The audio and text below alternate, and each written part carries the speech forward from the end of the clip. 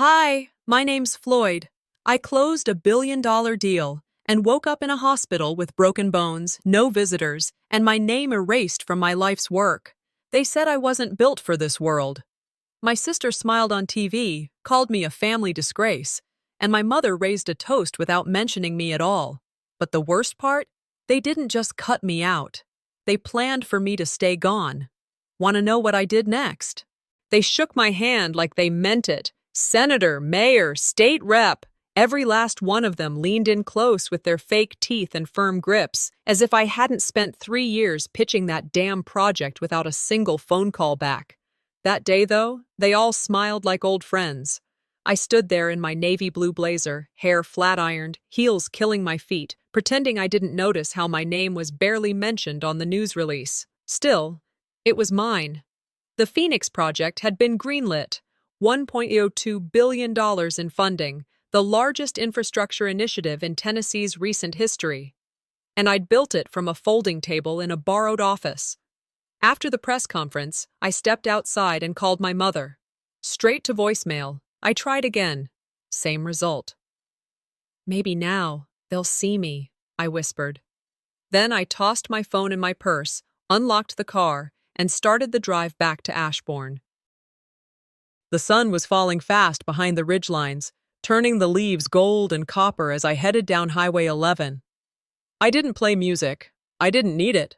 I was talking out loud to myself, what I'd say when I walked through that door, what my mother's face would look like, how Renly might try to play gracious older sister, but wouldn't be able to hide the look. I did it. For all of us, I practiced, gripping the wheel tighter with each repetition. They'll finally have to say it out loud. That I'm not some fringe case.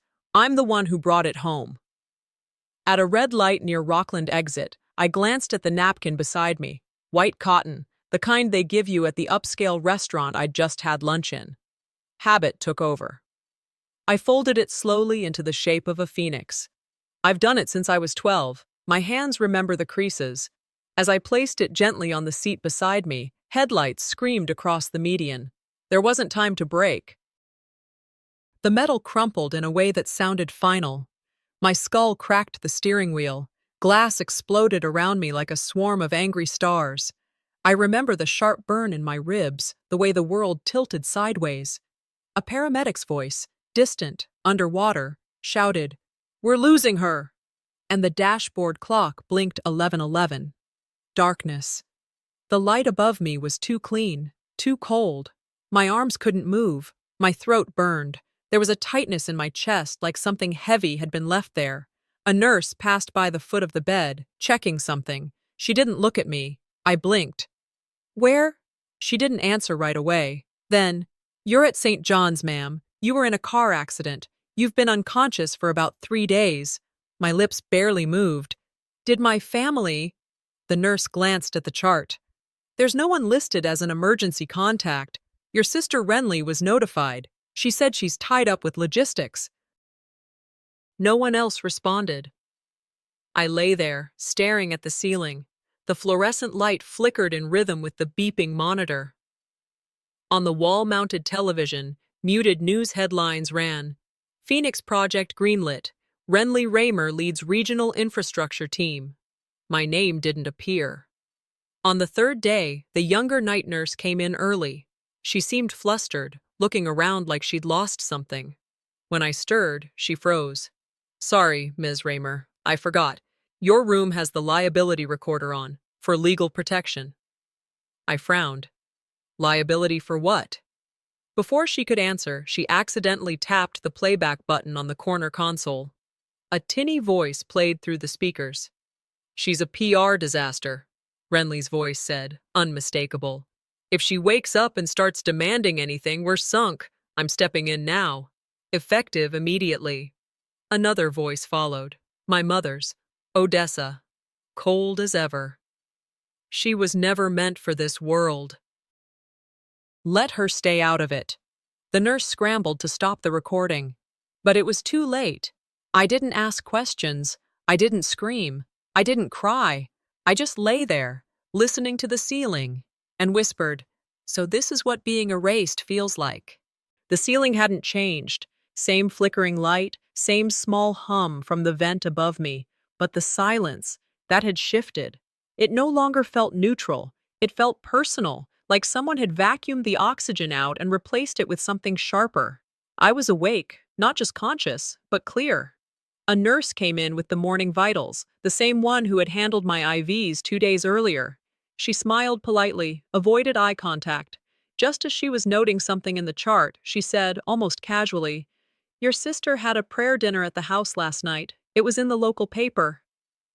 Prayer dinner. While I lay there with tubes in my arms and staples across my ribs, I nodded, but my mouth stayed shut. The kind of shut that holds back more than sound, that holds in names. People say trauma breaks bones. That's a lie. It breaks definitions of family, of home, of who you thought would show up. Later that afternoon, I got my first and only visitor. Mabel. A cousin on my father's side, the kind who only ever shows up when someone dies or gets divorced. She stepped in wearing a stiff blazer over jeans and a necklace that didn't match anything. Her hug was cold, mechanical, like she needed it for show. "I thought I should come. At least once," she said, perching on the visitor chair like it might bite her. I let the silence stretch. "You know," she added, "Renly's been doing everything she can. This thing, your project, it's gotten messy.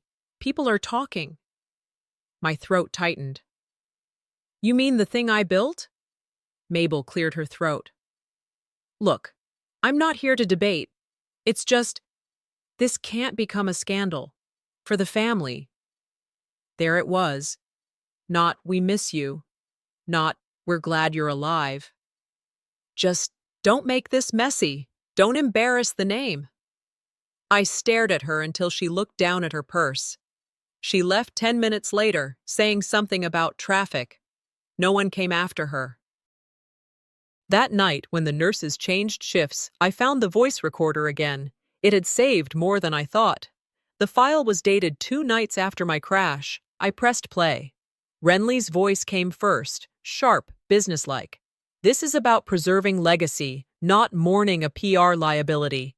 Someone else agreed, Emery Jr. "If she wakes up and tries to claw credit, we freeze her out. We go full strategic silence." And then, my mother. Her voice soft, low, deliberate. "She's had enough chances to come home. We move forward without her." No one argued. I sat there, sheet clenched in my hand, and listened to them decide I was no longer part of them. And then came the toast. Odessa again, raising a glass I would never see.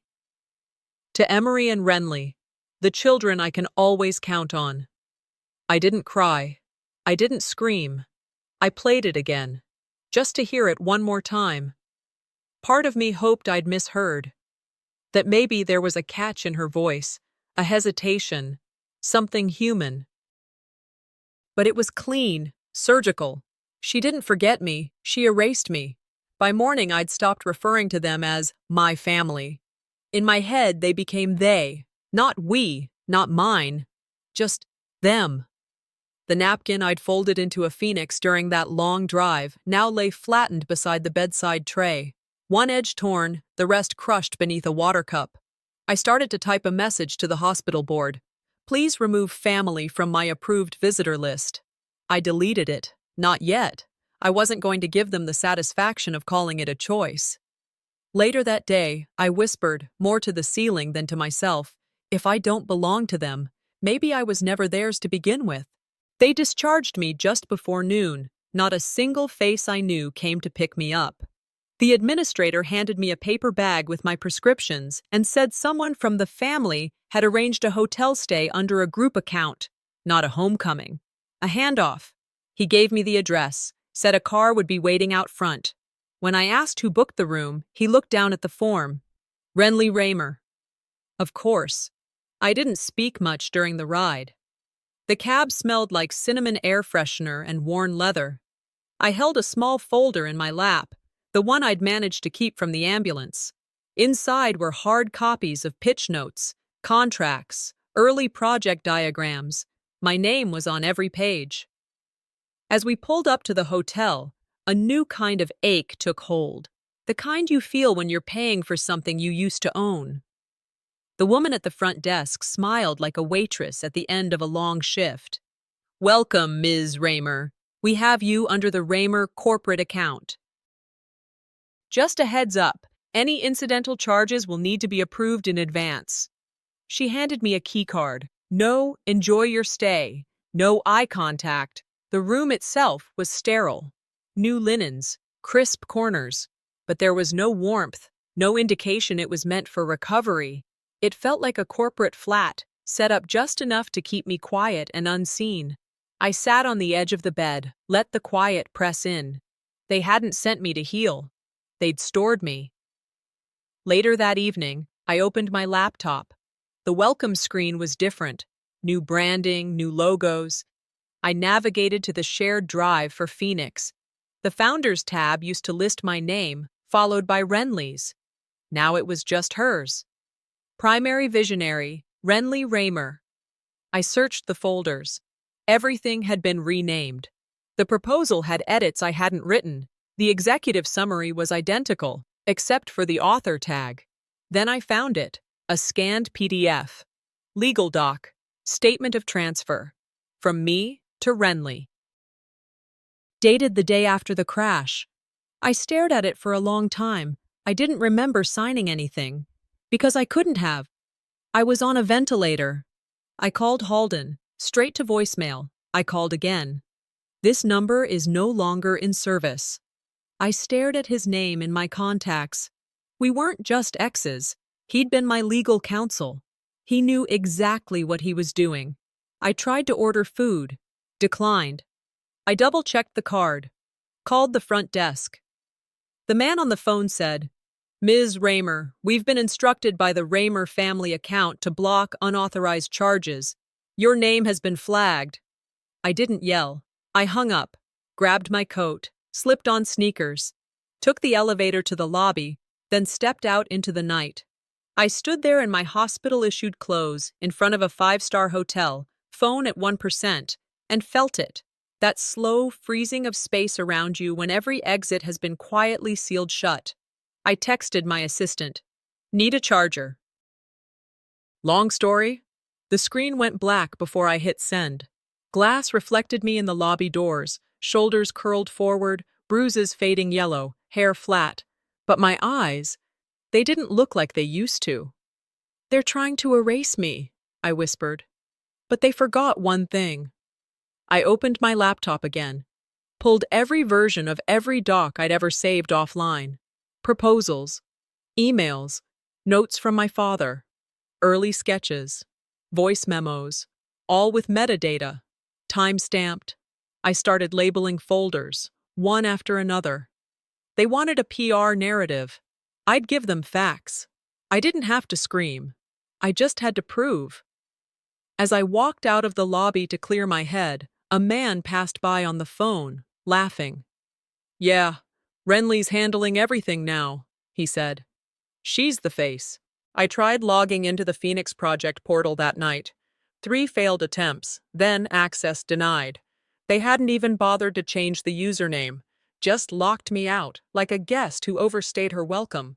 I refreshed the homepage. My photo used to be there, half smile, blazer too tight, standing in front of a prototype board. Now it was Renly. Blonde curled, chin tilted upward, words I'd written on the screen behind her, only they weren't credited to me. They'd been softened, sanded down to sound like corporate fluff. And now, they belonged to her. I stared at the screen, breathing steady. This wasn't new, not really, but it was different seeing the theft so clean, like a ghost watching someone live your life better than you did. The hotel TV was on mute. I didn't remember turning it on. A local business channel was running a feature. Renly Raymer, visionary of the Phoenix Initiative. The host smiled too big. The graphics were slick. Then came a clip. From an old interview I'd given months ago. Except, it didn't sound like me. The clip showed me, same clothes, same office, but the edit chopped the tone. Made me sound smug. Out of touch. The anchor paraphrased. Renly tells us that while the project was a team effort, It was ultimately her guidance that solidified the concept. Then they ran a direct quote. "This project is all me." I never said that. I never would.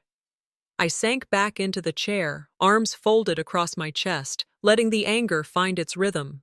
They didn't just cut me out, they repainted me, turned me into something easier to dismiss. Halden's name slid into my mind like a splinter, and like instinct, my fingers dialed his old number. Disconnected. I didn't bother trying again. I called the law firm instead, asked for him by name. Receptionist pause, then, "He no longer represents any Raymer party. May I transfer you to another partner?" I hung up. Weeks ago, Halden had told me, "You don't get how this state works. It's not just about merit, Floyd. It's about the optics." I should have paid closer attention. He hadn't just been my partner. He'd been their safety net, planted between me and the contract. My phone vibrated. A text from my assistant. Just 3 lines. Forwarded something. "You need to see it. Brace yourself." I opened the file. Legal brief, signed by Halden, on behalf of Renly. Subject, transfer of intellectual property rights, Phoenix Infrastructure Initiative. Date, 48 hours post-crash.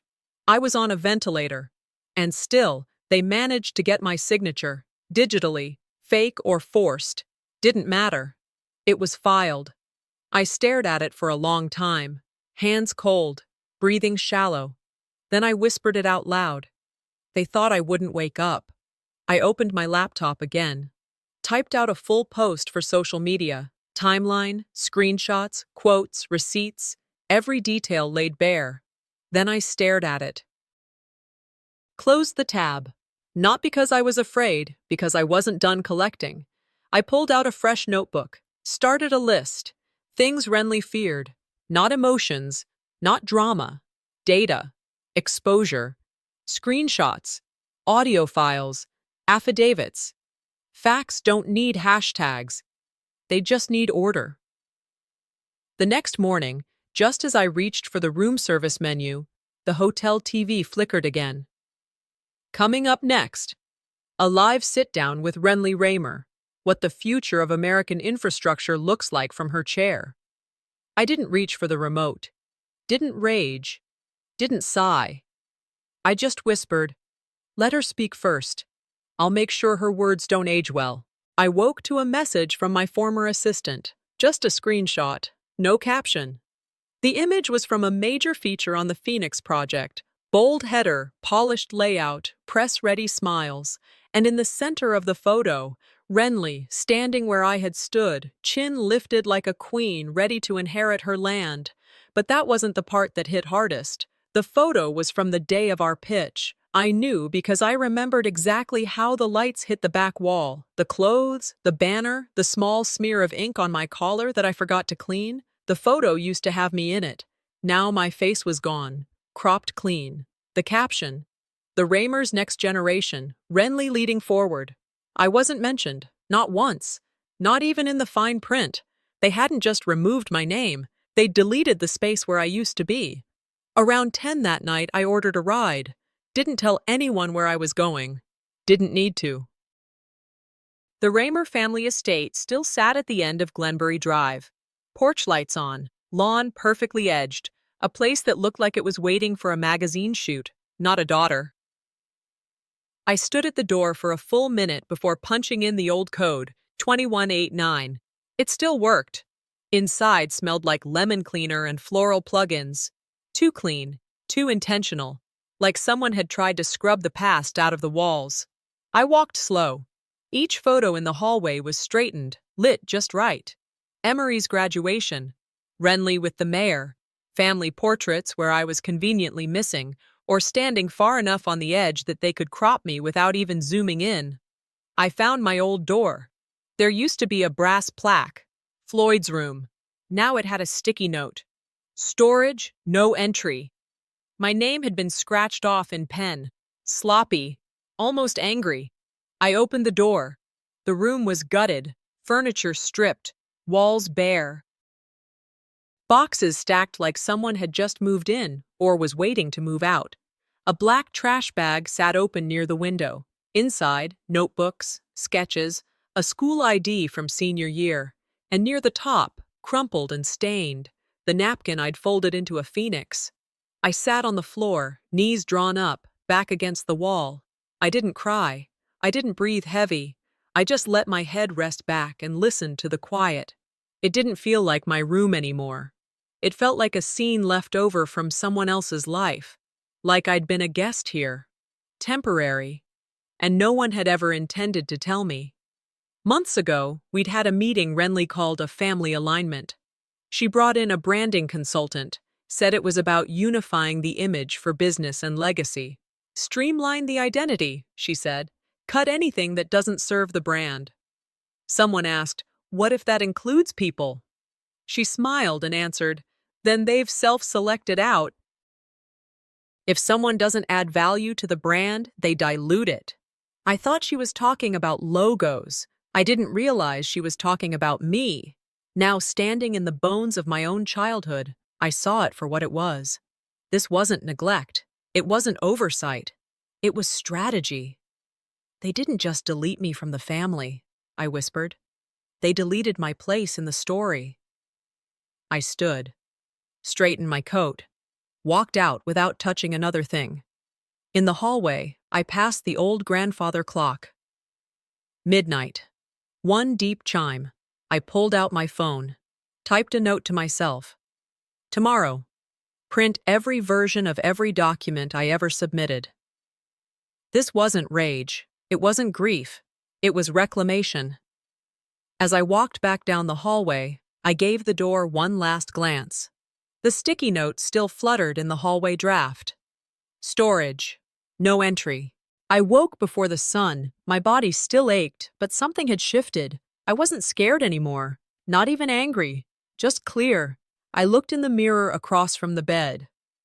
The bruises on my jaw had started to fade, leaving faint yellow smudges like old ink. But my eyes? They were sharper, colder, not in a hateful way, in a way that said, I see it now. I laid everything out on the hotel desk. Every draft I'd ever written, every time-stamped email, every back and forth with architects and state officials. I wasn't just keeping receipts anymore. I was building a case.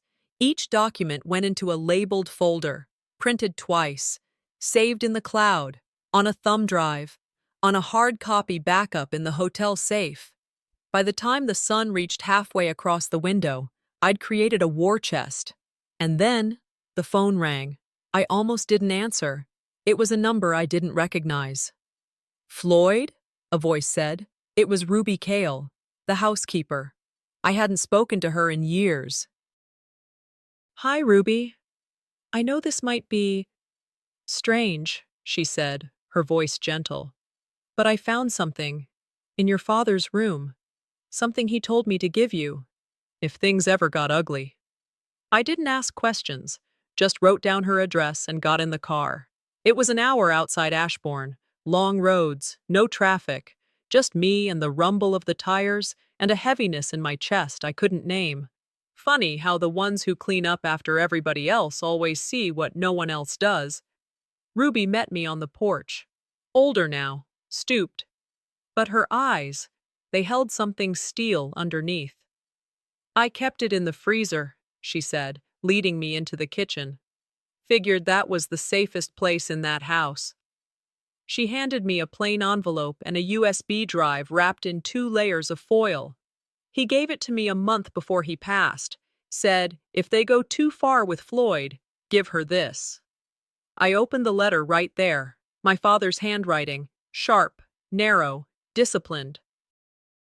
He wrote, I've watched what Renly and Emery have built, and I've watched what they've taken.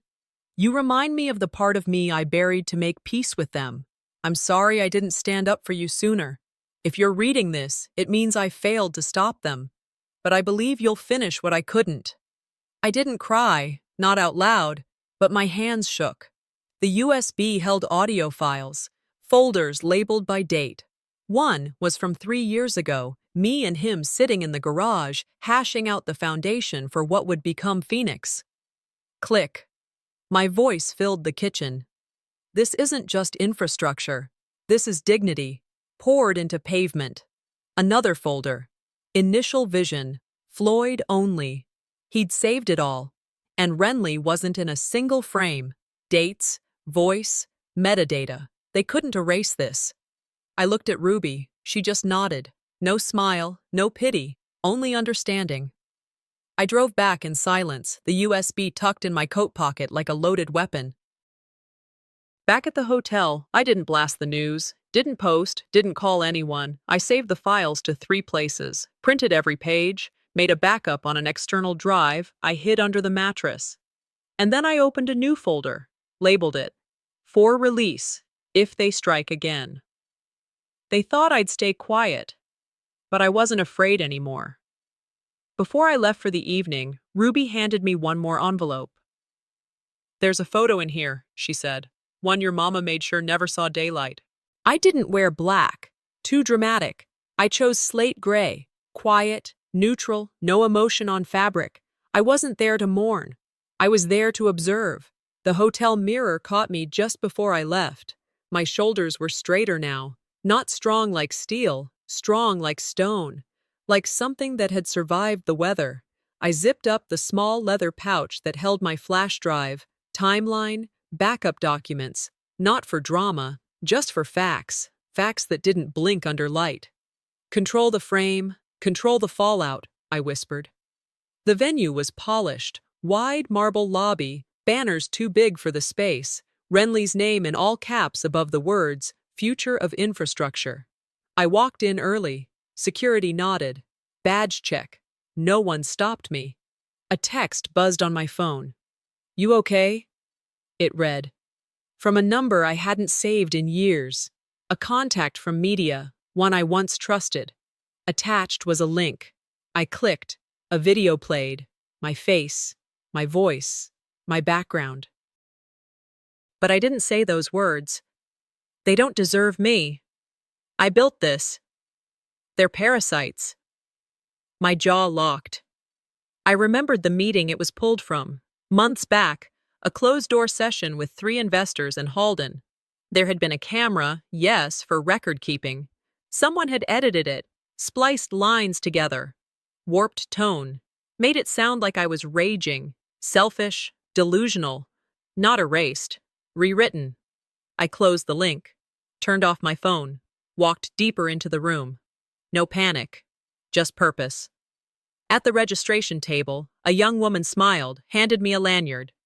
"Assistant to the project liaison, Renly Raymer," it read. My picture was pixelated, barely visible. "Ma'am, catering's in the back," someone called out. I nodded. Didn't correct her. Let them underestimate me. They always did. I found a corner seat and watched Renly work the room. Her handshake was polished, smile curated. Every hair in place. Like she knew every camera angle before stepping into the light. When the welcome speech ended, I slipped out. Back to the hotel. Back to the folder. I laid out everything on the bed.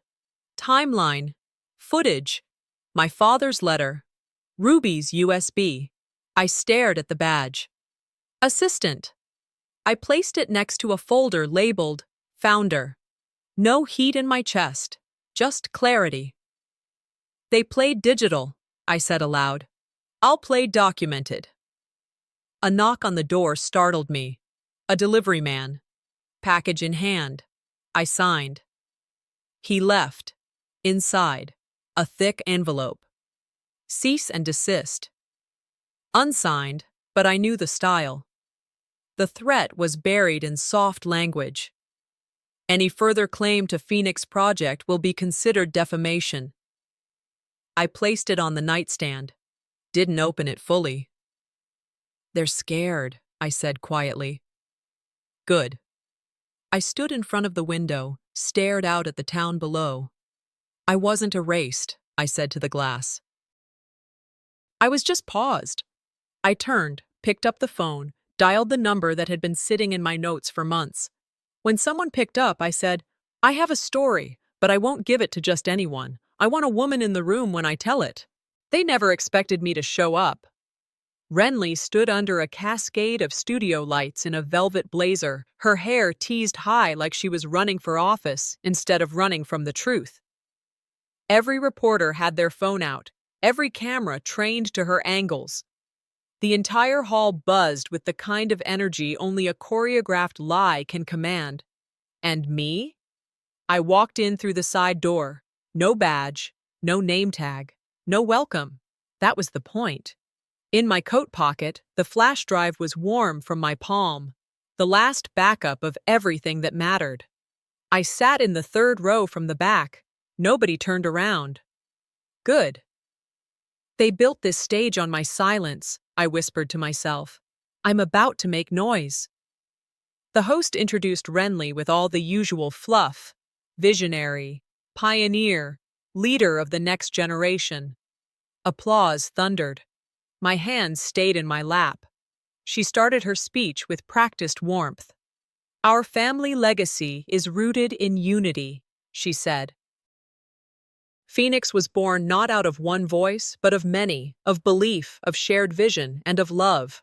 I bit the inside of my cheek to keep from laughing.